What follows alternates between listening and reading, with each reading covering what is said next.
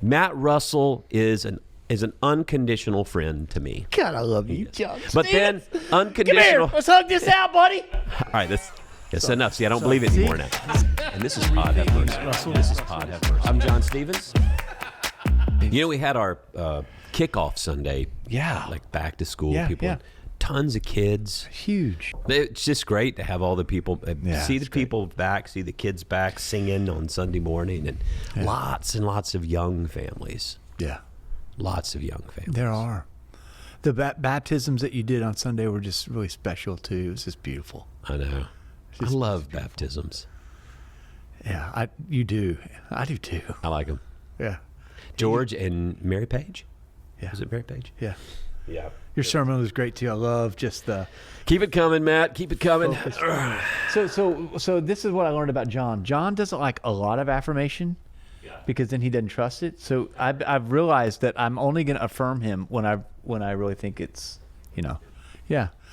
I thought really the last 2 weeks were good in terms of just focusing, like, what's it mean to be Christian right now in the day and age we're in, and like, where's the like boats have these things called gyroscopes, what I'm told, that are this internal thing that keeps them, in the deep seas where all this undulation is happening around them. How does it keep them on a level plane?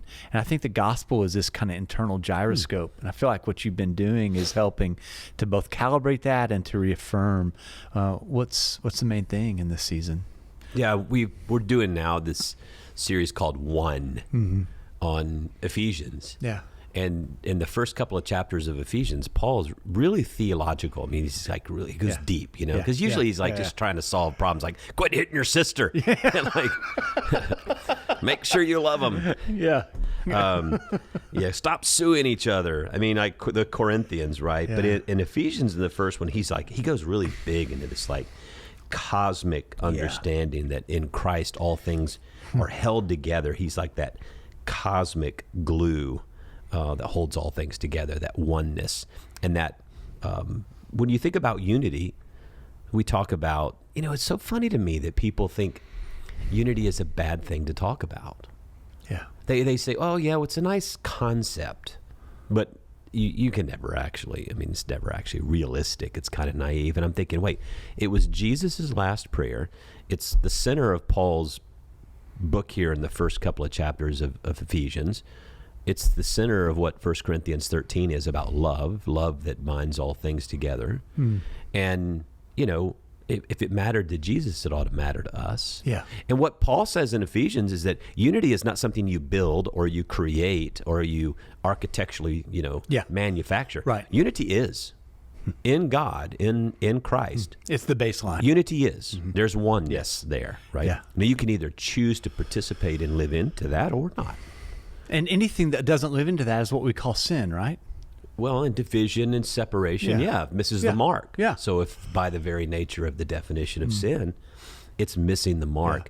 And then in Ephesians chapter 2, which we're going to look at this week, he talks about how he's broken down every dividing wall. He uses this contrast of the Gentiles and the Jews.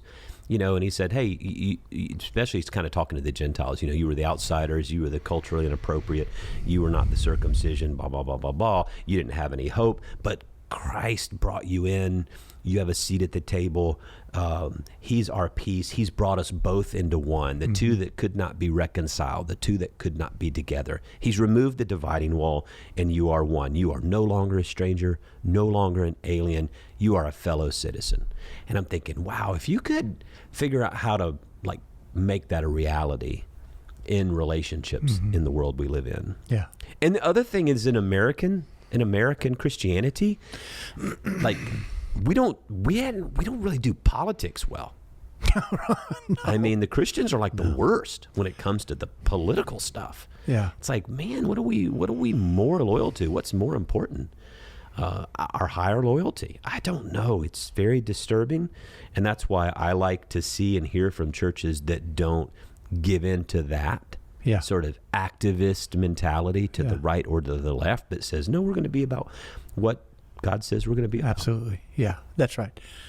I think if I remember, there's a professor at Duke, Howard Wass, really kind of talks about that resident aliens kind of sense that Paul talks about, that our citizenship, really, we have a higher citizenship. We're of a different kingdom, a different people, and that although we are Americans and we have these kind of identities, and I feel deeply grateful to be won the lottery and been born in this country and the family I was in. The citizenship of our very souls operates at a different level, and so I think that is the good news. That's the gospel. That's the thing that we're angling towards. And I love it. Well, so I thought it would be interesting today. I came across this article in MIT. Sloan School of Management has a review. You read that every week, don't you? That's one of my things. Yeah, that Harvard Business Review. Yeah. But there was an article there. It's actually by a Boston-based consultancy company that specializes in leadership transitions. They're called Stiebel Peabody Lincolnshire, if you care to contract with them out of Boston, right? Thank you. And echoing out of this Ephesians chapter 2, where he talks about, all right, so we're talking about one and unity, and we're talking about removing every dividing wall. We're talking about a foundation. Christ is the cornerstone that holds it all together, right? And when we think in our own minds about the world is full of separation, and all of this separation and division leads us to hostility with one another. And what happens is we begin to view the world through an adversarial lens. Everybody looks through an adversarial lens. Yeah. And so they wrote this article, this consulting group, about relationships in workplace. But I thought, man, this fits really in life, in all of your relationships, especially when you think about in our faith as well. And they start by saying, you got to be able to articulate and define the things correctly. You have to know the right names. Confucius says the beginning of wisdom is to call things by their right names. And so what they were saying was you need to understand how relationships work. And so there's two fundamental types of relationships: unconditional relationships and conditional relationships. Okay. Unconditional relationships are your friends and your enemies. It's not conditional based on the situation or the circumstance. Your friends are going to be your friends, whether you screw them over or not. Yep, I'm gonna love you. I love you. Nothing you can do about it. Matt Russell is an unconditional friend to me. God, I love you, John. But then unconditional. Come here, let's hug this out, buddy. All right, that's enough. See, I don't believe it anymore now. See? Now, He's an 8 with a set. Well, but friends are unconditional relationships. Yep. So are enemies. Yep. And there are people who are going to be your enemies, and Yep. it doesn't matter what you do for them. Yep. Doesn't matter what you say to them, how you try to repair can't it. win them over. You can't win them over. The conditional relationships are conditional based on if you are aligned to the same purpose or the same mission or the same focus, you might be together, but the rest of the time not. So those are allies and adversaries. Okay. Your allies are mostly with you until it doesn't Dang. align, and then they're not your ally. It's Hey, where'd conditional. that guy go? It's conditional as long as we're on this. And your adversary is the same way. They're going to be against you almost all the time. really But interesting. when something aligns with you and with them, they're like, okay, I'll be an ally here. So allies and adversaries kind of move back and forth. And I wanted to unpack that because I think there's some value in thinking about understanding how relationships work in breaking down dividing walls. Very interesting. Well, I may be going too far ahead of this idea. Go. Can I go? Okay. Yes, you may It go. seems like Go far. It seems what Paul's saying is that those folks that are adversaries or even allies, I've broken those things down, and I'm asking you now to become unconditional friends. That's the actually gospel. Deeply theological. Like that's what he's saying. I All the think that's- categories. Let me tell you, there's one category. If you're calling yourself and aligning yourself with the gospel and Jesus, it's neither Jew nor Greek, slave nor free. All those categories he talks about, right, in Galatians, and Yeah. then picks that back up. Is he's saying there's one category, and it's friend. Well, and even Jesus says, I call Yeah. you friends. No longer do I call you. I don't call you anything other than a friend. You are a friend. Paul says that and echoes that. So, yeah. So I thought in unpacking this to understand how relationships work for us would be interesting. So let's think about the unconditional relationships. The unconditional relationships that that this group, Stiebel, Peabody, Lincolnshire, talks about in these relationships. So they say, In the United States, where practically everyone is on a first name basis, people use the word friend so broadly That's right. that it becomes meaningless. I knew like preachers and stuff. Hey, friend. Yeah. Do you know people like that? Oh, yeah. Hi, friend. There was a friend. Hello, friend. There was a friend of mine when I was in Mexico City. He always calls you friend. Yeah. Amigo. No. He said he was from Europe, and he said, you Americans call everybody friend. And that makes me not trust Americans because there's no other category besides friend. And so you might meet somebody and know them for 2 weeks, they're your friend. You may have known somebody for 30 years and walked through hell with them, they're your friend. There's no other way of naming that except So friend. what does that mean then? I In Costa Rica, they call you primo. what is primo? Hola, primo. Cousin. Hey, cuz. Okay. Yeah. Hey, cuz. Hey, cuz. Yeah. How you doing? Hey, primo. Yeah. I always refer to people as pro. Well, not everybody. Yeah. What does that mean? People that I've I heard you say respect. that. Pro. Well, come from Sea Island, Georgia, where it's a golfing community. All the pro golfers live down there. So we all refer to the professional golfers. A pro. If you're a professional. So if you're a professional, like like Jeff. Jeff's pro. Hey, pro. Good job on the podcast today, pro. That's Yeah. very nice. Yeah, so, I mean, we use the friend, it becomes meaningless. And so what we have to do is define friendship as a relationship of unconditional trust.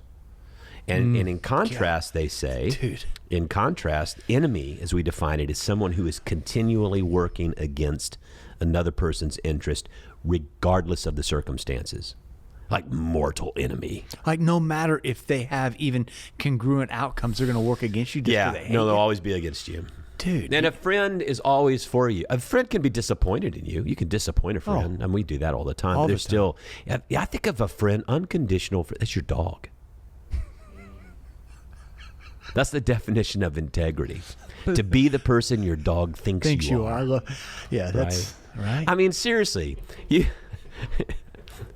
can like throw the ball on the slippery thing and the dog slides and hits the thing and comes back to you and goes, "You're not going to do that again." I'm going to do it again. That was funny. Okay. Yeah, so I mean, there's friends and there's enemies. These are unconditional relationships rooted in unconditional support or unconditional antagonism. And what these authors say is that friends and enemies are your two North Stars. They're steady. They don't move. So they give you a sense of guidance about everything else. They're the framework from which everything else is determined on your navigation. Does that make sense? Yeah, it does. They're steady. I can really relate to that unconditional friendship that really is born out of deep trust, right?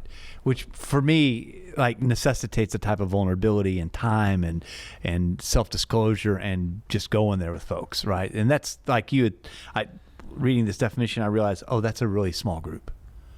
When I think about enemies, I think more about ideas are in it. Like there's an opposition, a presence in the world that is opposing the things that we're attempting to do. But I haven't ever thought about having people in my life that no matter what I do will thwart me, besides my own children.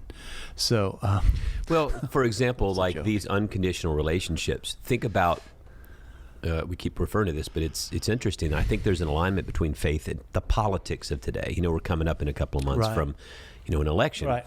And the way politics used to be, where you would think they were conditionally based relationships between Democrats and Republicans. If we can all be in agreement on something to help each other out, we'll work together on that.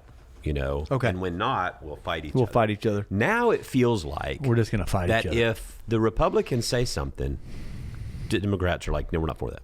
And if the Democrats say something, Republicans say, no, we're not for that. Yeah. There's no aisle to reach across anymore. No, but if you're talking about what is the definition of an enemy and it's unconditional, I mean, it doesn't matter what you put forward. Even if it's something that 6 months ago I said, I'm for this. Now that you're for it, I'm against it. Now that you're for it, I'm not for it anymore. I mean, that's enemy. That's unconditional. That's like, I'm just against you, no matter where you come down. And it doesn't matter about the context or the situation. And so what they talk about is, in the business world, you have to have contracts to make strong strategic partnerships, but friends don't have needs for those types of safeguards because of that trust for each other.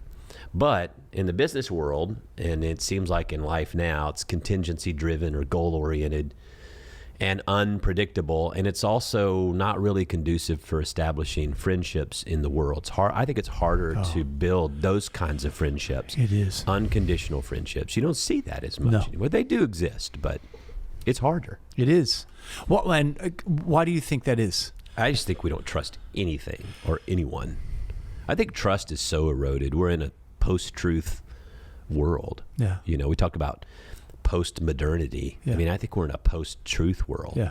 I mean, I think, well, I haven't shared this. When we took a group from Chapelwood to the Passion Play in Germany, it was 500 freaking degrees in Europe. I thought it was going to be cool. And let me just tell you, they don't do AC. Air conditioning. No, or deodorant. They're like, yeah, oh, the air conditioning. Yeah, you have air conditioning here for a long time. For it's air conditioning upstairs.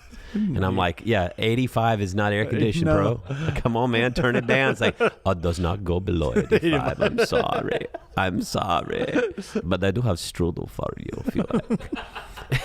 And so you're like, you're doing me a favor at 85. It's 98. Well, anyway, we go. And our guide, Christopher, who self-defines himself as Prussian, right? Okay. Wow. Lives in Berlin, but from Poland. Okay. And I got to know him, and he's very interesting, very intelligent, articulate. And I said, what's your perception, or people that you know, that you hang out with, what's your perception of Americans?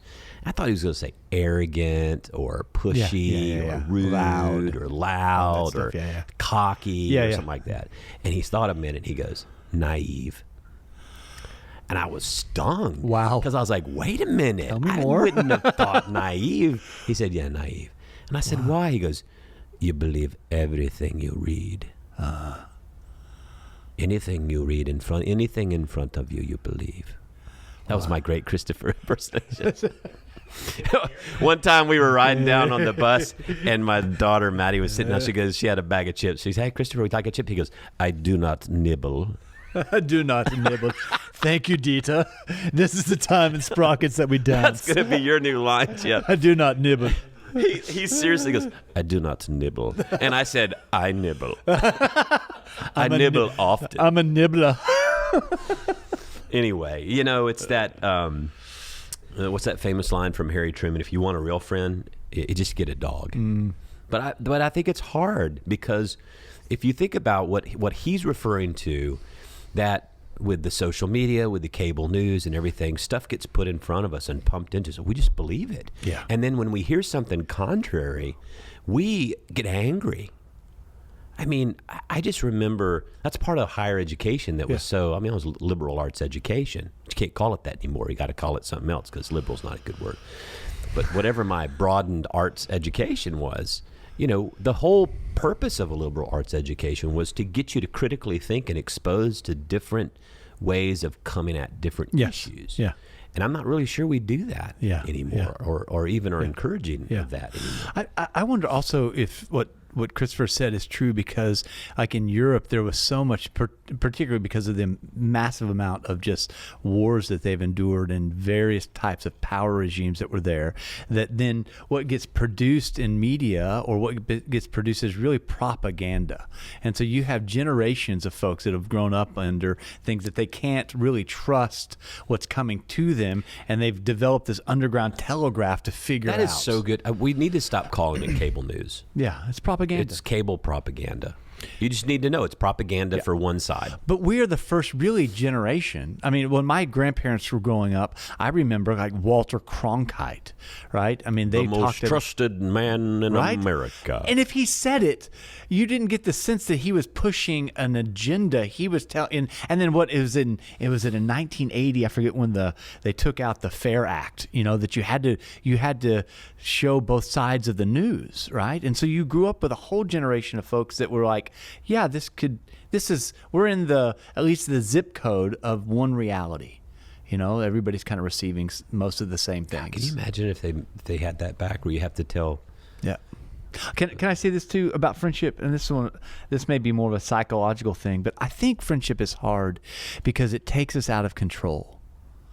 Like when you say, even in say our friendship, I have to be willing to give up some of my own control of my image management, some of my own control of my story, some of my own control of my time. And if I'm going to have a friendship, I have those things have to be in somewhat surrendered to the other person, right? And I think we live in a time where, like, our story, our time, and our reputation, and the way that we manage ourselves, we don't trust other people with. I think it makes it really difficult. It keeps coming back to the trust thing. Yeah.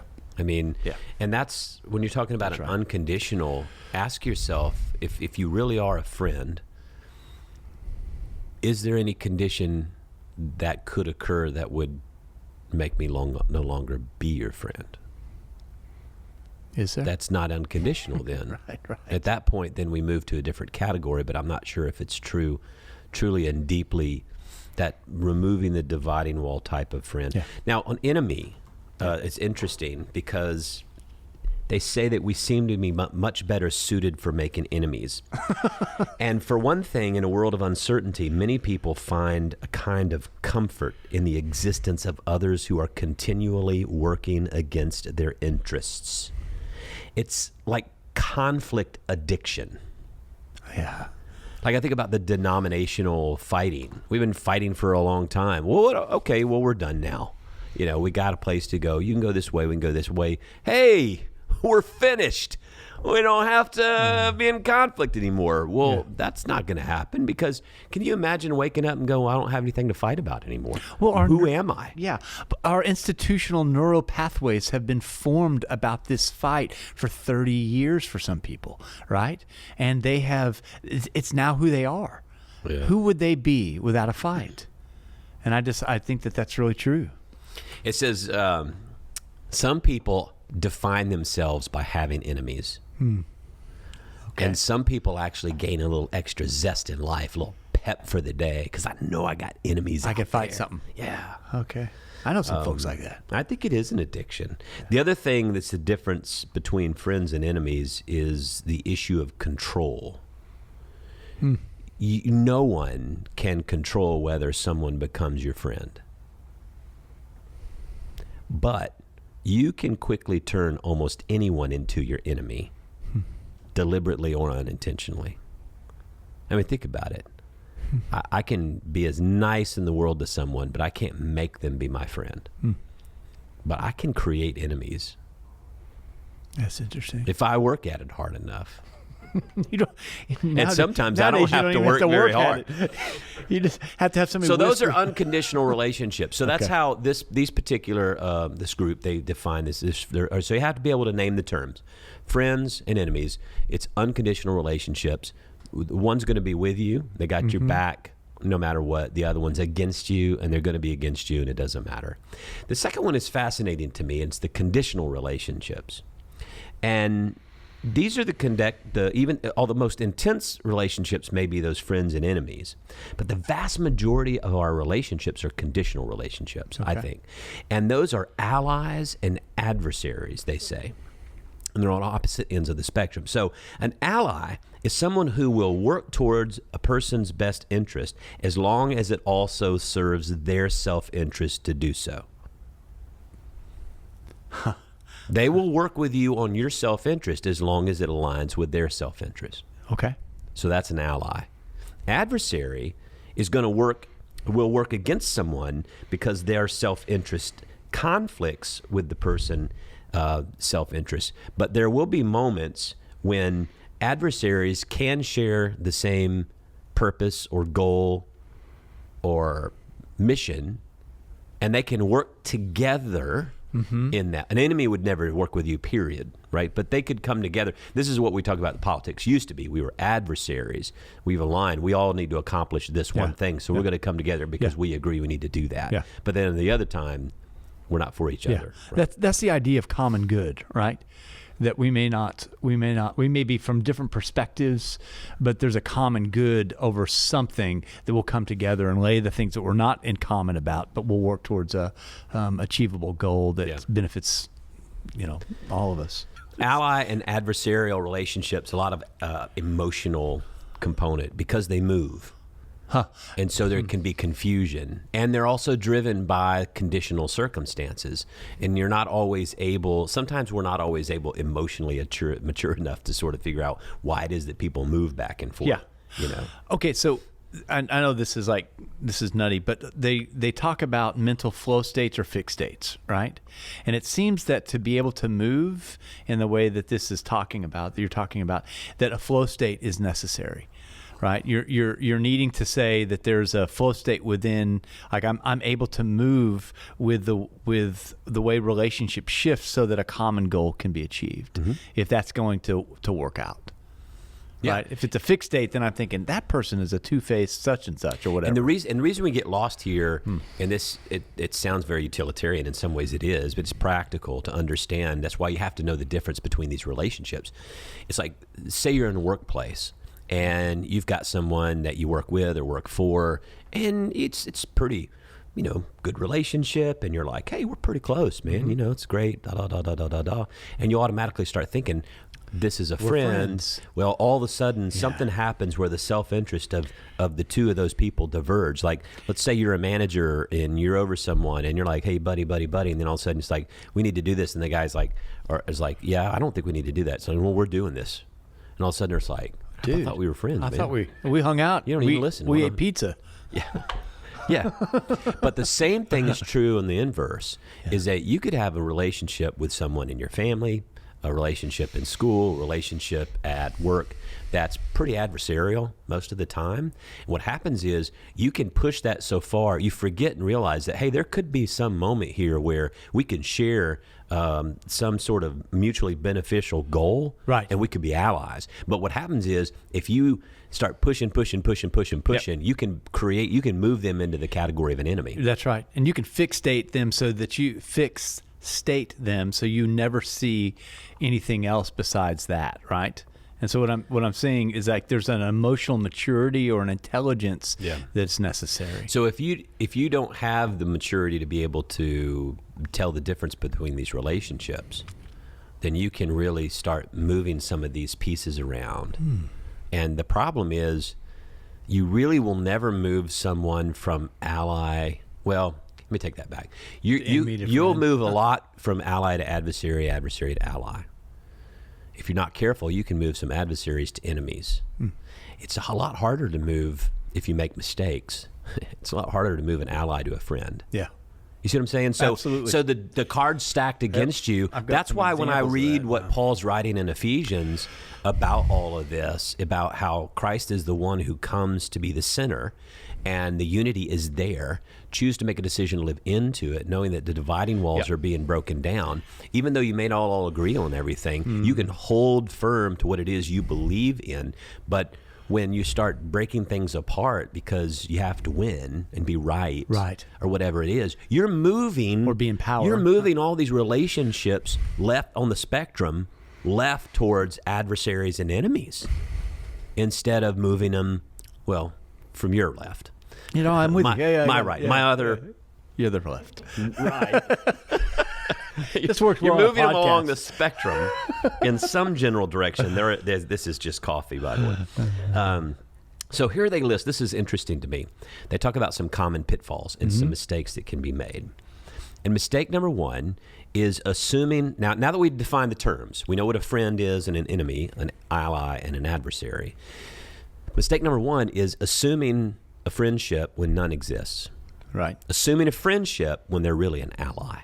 Yeah. Oh, yeah. The best example that I can think of is this, is someone who has a fall from grace, goes through a divorce, loses a job. I mean, what are other examples? Something where, and all their friends that they assume were the friends are gone. Right? Because what's the shared, it was conditional. It wasn't unconditional. I mean, like, think of all the friends, like if you're really, really rich, and you got lots of friends and lots of people who want to be around you, and all of a sudden you go bankrupt and you have no money anymore. Yeah. And you find out who are your friends and who are the allies that were just sharing goodie off of you, things that you liked and they were there because of that. Yep. Does that make sense? Yeah, absolutely. Absolutely. Folks that we've known who've had affairs, or folks like you had said who've been divorced, there's all this kind of either division, but also when the house is burning down and it's burned to the studs, who's stepping into that space? Right? That's your friends, Typically, when people go through that kind of deep trauma and chaos, they're left with like almost no one. Yeah. Maybe one, maybe two. And they would have thought, well, I've got tons of friends. But they flee, because they don't want to be associated with you in your failure, or now that you can't provide anything that you have shared mutual benefit from, then that's don't really need to return really your phone call. More than a decade ago, my life was on fire, and there was only 2 people that showed up. Really? 2 people. And I had been in ministry for 100 years. I did not have a moral fall, was nothing in that. I had been sober long enough that like the stuff in my life that really was generating this since I've been a kid was like I was facing it. I was not unable to move forward with some things. My life was on fire. I lost faith in God. And 2 people showed up out of that. And I think that's right, and those folks, I realize I would go today I have gone to the mat with, like I would reciprocate that because I realized, I was in such need of that. I don't think I ever knew what a friend was until I needed a friend like that. You know what, Matt? What's that, John?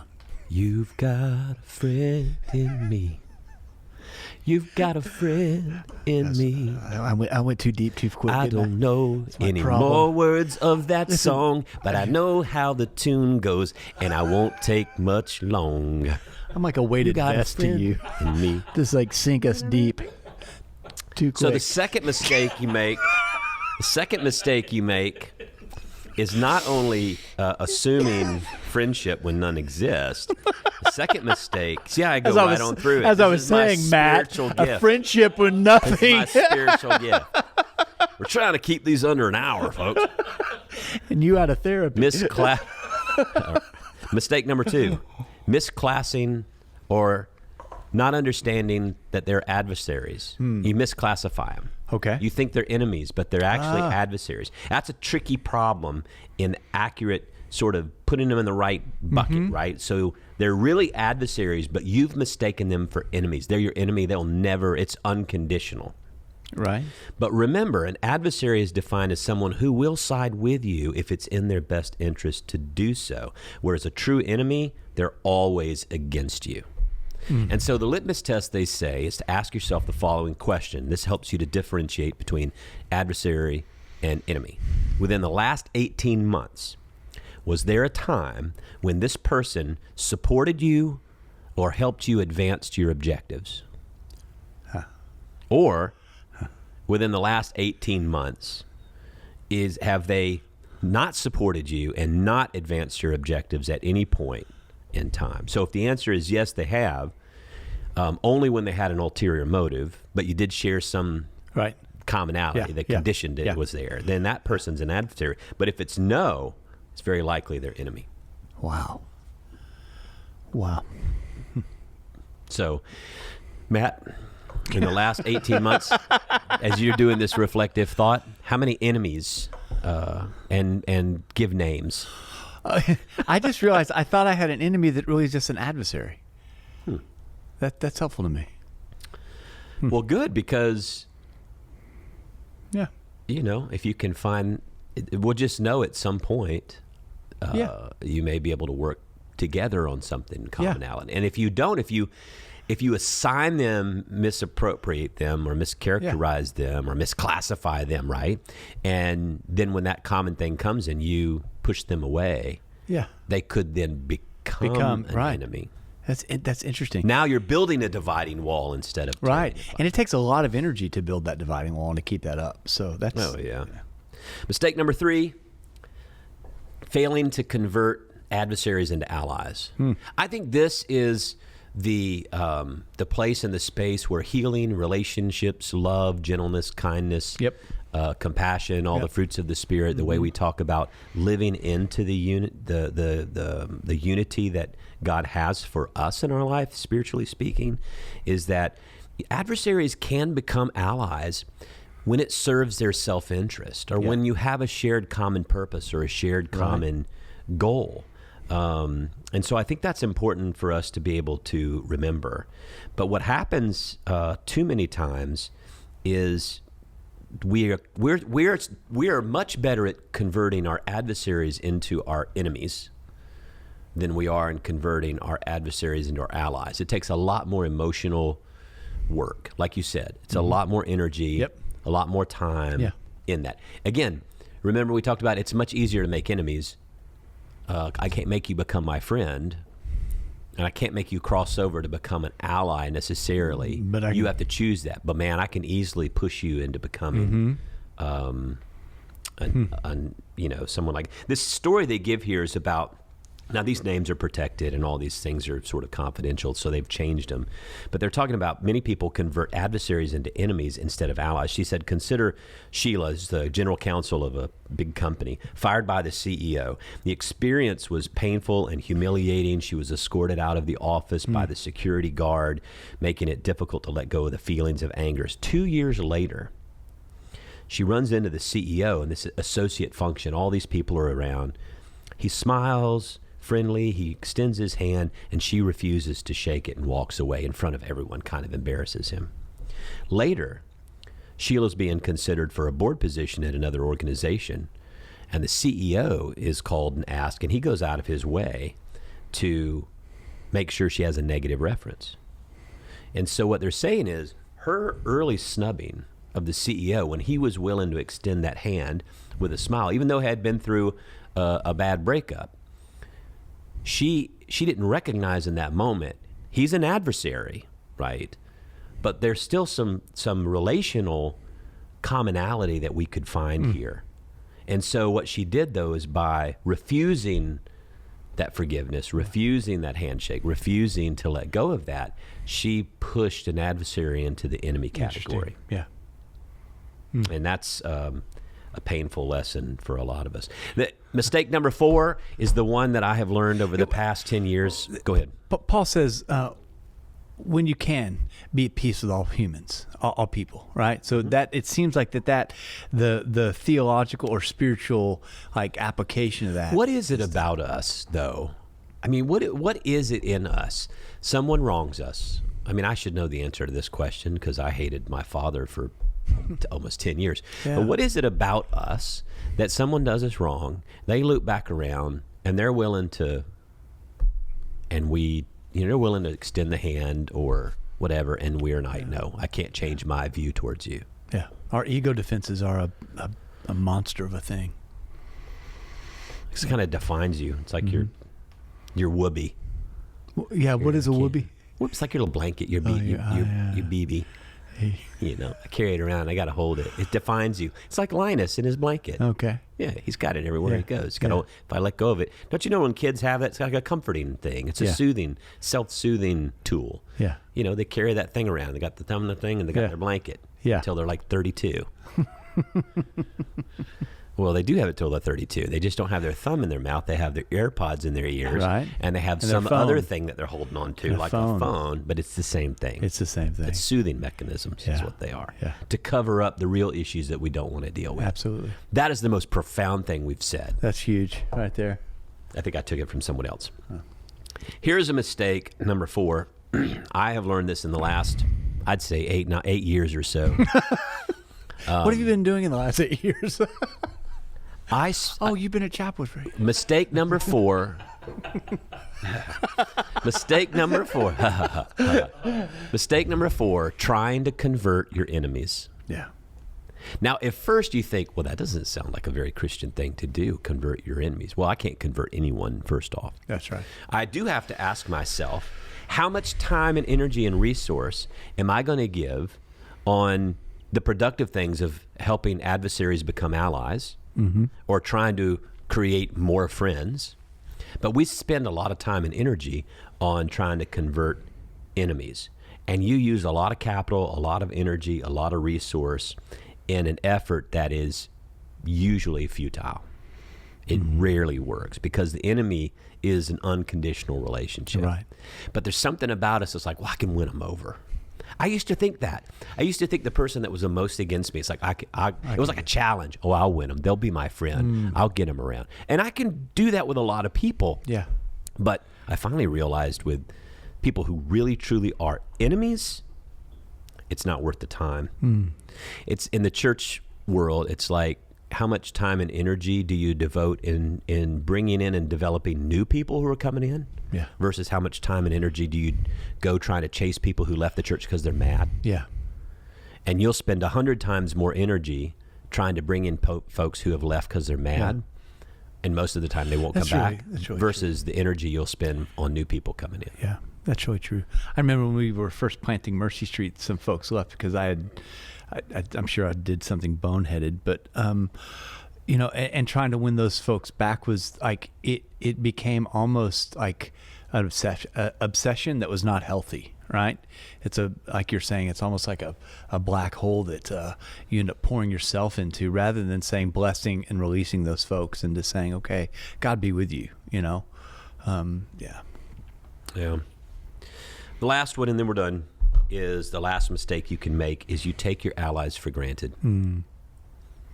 This is interesting to me, I think, in recent years because, especially around the racial issues, as two white guys sitting here talking about, the racial recalibration in our country and the racial conversations, or even around socioeconomic issues and concerns, or even around political differences, whatever it is, or denominational, anything, is sometimes you want to help, and you don't know the best way to help.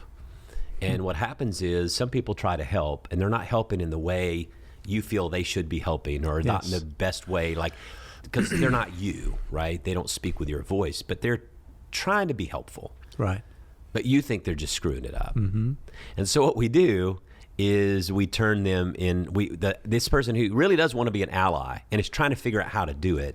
We throw so much shade on them. We throw so much, I wasn't going to say shade, but it starts with the first two letters on them. That basically they're like, okay, fine, I'm done. I'll move more into the category of an adversary at this point. That's right. And I mean, I don't know how to articulate that, because I get it. If I were on a side and I was being marginalized or treated inappropriately, and someone was different than me and trying to say, well, yeah, I'm kind of this, and I was like, you don't know what the hell you're talking about when it comes to my experience. I can see how I could be very easily angered or frustrated, and I don't know that we need to overly praise allies for being too noble and too pure or whatever, because sometimes I've tried to be helpful in some of these contexts and I say some stupid stuff. And I really love it when people who are on the other side can say, that's okay, that was stupid. But that's okay. I appreciate it. I understand you're trying to help. Yeah. And I realize, as an ally, a lot of times the best thing to do is keep my mouth shut and keep my feet firmly planted where that person is. Does that make sense? As if I think that I'm going to go in and make a difference because of whatever, it's usually not the case. A lot of times when I need an ally, I need someone that's going to stand next to me as presence. Right. And take cues of where to put their shoulder against the wall, but not to come in and try to change every dynamic. That's one of the things I'm learning in terms of just being an ally in different spaces. I think that's in the city. thing for me that I'm trying to learn as much as possible, especially around the stuff in society around race. Is like, look, I'm not black. I'm a white man. All right, if you're just listening on the podcast and you don't have the video, that's me. So that's not my experience. So I want to go and listen to people who are living black in America and hear from them. Right. And be empathetic. And even if there's sometimes things that are said that I'm not sure I agree with or whatever, has not been your experience. Can I be receptive? Can I be humble and receptive to know that this is a completely different experience in my country that we both love. Right. But how do I have that conversation? And then how can I be an ally in my frail way, the best that I can. Yeah. And it's just interesting to me in our culture. It's like when you start moving in that direction to be empathetic, and I've said this for 2.5 years, put yourself in the shoes of the people who are protesting. Try to put yourself in the shoe, in the life, in the place, before we immediately start making judgments. Yeah. Sit down and have a conversation with someone who's different than you in a loving, listening, humble way before you make a judgment. Yeah. That's a hard lesson for us all to learn. And I wish we would do it more. It seems that at the core of the gospel is this summoning towards solidarity. And that solidarity is where we stand. I don't have to agree with that person, but I do what Paul says. And when the dividing walls get torn down, I'm left seeing that person's experience. And will my heart be moved in empathy? And so I stand in that space of solidarity. Those folks don't need me to be their friends. They're asking me, will you see my experience and legitimize my experience by your presence? Yeah. Right? And a lot of times what I've grown up saying is, well, I've got to be your friend before I get real involved in this.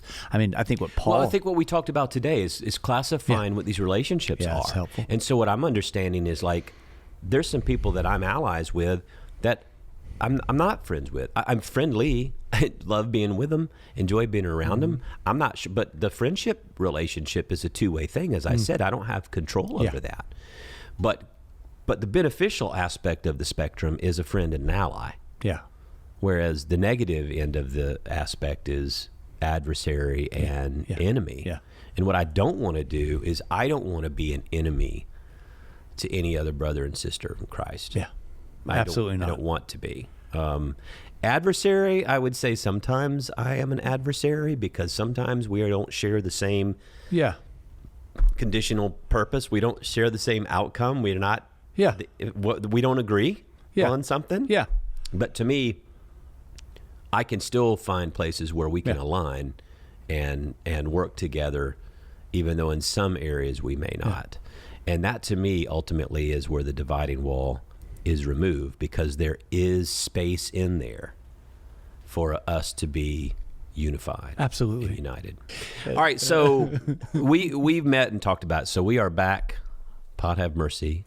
We are going to be, we've gone through a season with a lot of stuff around denomination, and we'll do that from time to time. But man, there's so much more we want to talk about. Yes. So much more I think is important, and some of it will bring some of that stuff in. But we're looking at bringing in folks and talking to folks, whether it's in the sports field or the arts field or the music field or the business field. We're just trying to all over. Just and mental health issues, marriages, kids, working on our marriages and all this kind of stuff. So I think we got a lot of stuff that's going to be exciting that we're going to be spending time. We have a lot of guests. A lot of people are going to be in, so they don't listen to us talk all the time. Yeah. Because we don't know how to speak English. So I'm making up new words all the time. What else, Jeff? Anything else?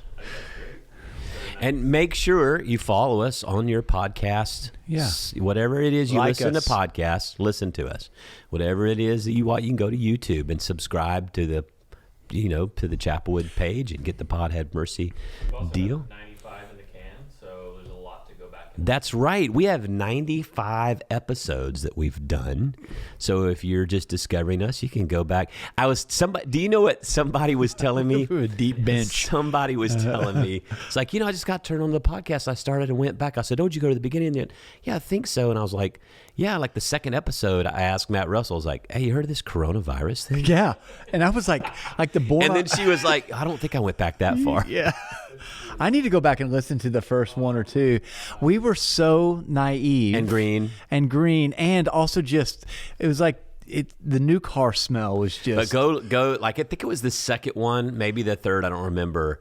And I was like, what do you think of this Corona? And Matt Russell's like, I hadn't heard. What is that? What is that? Corona? I don't know. Is it a drink? then fast forward it about a year to a year and 3 months. And John's like, I'm in a dark place. It's like going from that to this was my therapy. Yeah, mine too. I'm not doing good, y'all. Like us subscribe, and share with a friend. Share with a friend. Somebody needs some Sharing good is caring. news. Sharing is caring. And if you share, it means you have friends. And if you don't share, it means you only have enemies. Well, share it with your adversaries. Share it Just with share your it. adversaries and your allies.